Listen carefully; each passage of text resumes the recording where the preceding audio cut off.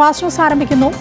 നടി ആക്രമിക്കപ്പെട്ട കേസിലെ മെമ്മറി കാർഡ് വിവാദം പരിഗണിക്കുന്നതിൽ നിന്നും ജഡ്ജി പിന്മാറി. നടിയുടെ ഹർജി ഇനി മറ്റൊരു ബെഞ്ച് പരിഗണിക്കും. മുൻപ് ഇതേ ആവശ്യം ഉന്നയിച്ച് നൽകിയ നടിയുടെ ഹർജിയെ തുടർന്ന് ഹൈക്കോടതി രൂപീകരിച്ച പ്രത്യേക സമിതിയിൽ അംഗമായിരുന്നതുകൊണ്ടാണ് ജസ്റ്റിസ് ജോബിൻ സെബാസ്റ്റ്യൻ പുതിയ ഹർജി പരിഗണിക്കുന്നതിൽ നിന്ന് പിന്മാറിയത്. ശബരിമല സ്വർണ്ണക്കൊള്ളക്കേസിൽ ഹൈക്കോടതിയുടെ ഇടക്കാല ഉത്തരവ് വൈകിട്ട് SIT സമർപ്പിച്ച ഫോറൻസിക് തുടരന്വേഷണ റിപ്പോർട്ടുകൾ വിശദമായി പരിശോധിച്ച ശേഷം നിർദ്ദേശങ്ങൾ നൽകാൻ ദേവസ്വം ബെഞ്ച്. അന്വേഷണ ഉദ്യോഗസ്ഥൻ ഹൈക്കോടതിയിൽ ഹാജരായി.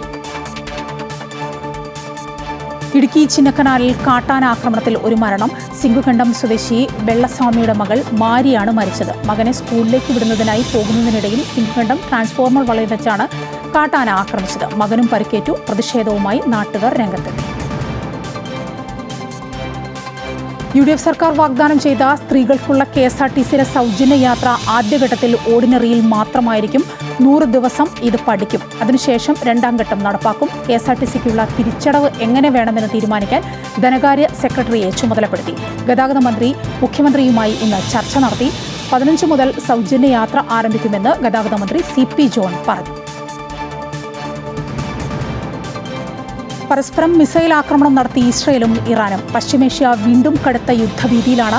ഇറാനെ ചാരമാക്കുമെന്ന് ഇസ്രയേൽ. സംയമനം പാലിക്കണമെന്ന് ട്രംപ്. വ്യോമപാത 72 മണിക്കൂർ നേരത്തേക്ക് അടച്ച് ഇറാഖ്.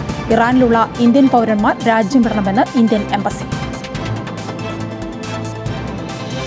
തെക്കൻ ഫിലിപ്പീൻസിലെ മിൽഡാനാവോ തീരത്ത് അതിശക്തമായ ഭൂചലനം. Indonesia, Philippines, Palau, Taiwan, Papua New Guinea എന്നിവിടങ്ങളിൽ സുനാമി മുന്നറിയിപ്പ് പുറപ്പെടുവിച്ചു. German research centre for geo സയൻസസിന്റെ കണക്ക് പ്രകാരം റിക്ടർ സ്കെയിലിൽ 8.2 തീവ്രത.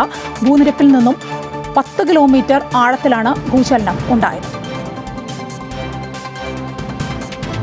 തിരുവനന്തപുരം നഗരത്തിൽ ശക്തമായ മഴ. പട്ടം ഗേൾസ് സ്കൂളിലെ മതിൽ പൊളിഞ്ഞു വീണു. പിൻവശത്തെ ക്ലാസ് മുറികളോട് ചേർന്ന മതിലാണ് തകർന്നത്. സമീപത്തുള്ള മതിലും അപകടാവസ്ഥയിലാണ്. ഈ വർഷത്തെ സ്കൂൾ പ്രവേശനോത്സവത്തിന്റെ സംസ്ഥാനതല ഉദ്ഘാടനം നടന്നത് ഈ സ്കൂളിലാണ്.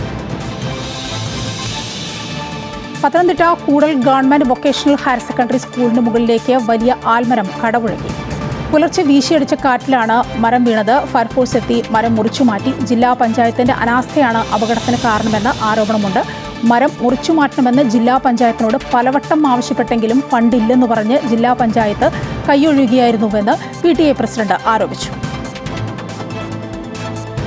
കരിപ്പൂരിൽ സ്വർണവുമായി എത്തുന്ന യാത്രക്കാരനെ തട്ടിക്കൊണ്ടുപോകാനെത്തിയ 13-അംഗ സംഘം പോലീസിന്റെ പിടിയിലായി. സൗദി അറേബ്യയിൽ ജോലി ചെയ്യുന്ന കണ്ണൂർ പഴന്നോട്ട് സ്വദേശി കൈപ്പക്കണ്ടി അൻസാറിന്റെയും പരപ്പനങ്ങാടി പുത്തൻകടപ്പുറം അലി അക്ബറിന്റെയും നിർദ്ദേശപ്രകാരമാണ് സംഘം എത്തിയത്. അറസ്റ്റിലായ പ്രതികൾ ബോംബ് കേസ്, കൊലപാതക ശ്രമം, ഹൈവേയിലെ പിടിച്ചുപറി തുടങ്ങിയ കുറ്റകൃത്യങ്ങളിൽ നേരത്തെ തന്നെ ജയിലിൽ കിടന്നവരാണ്.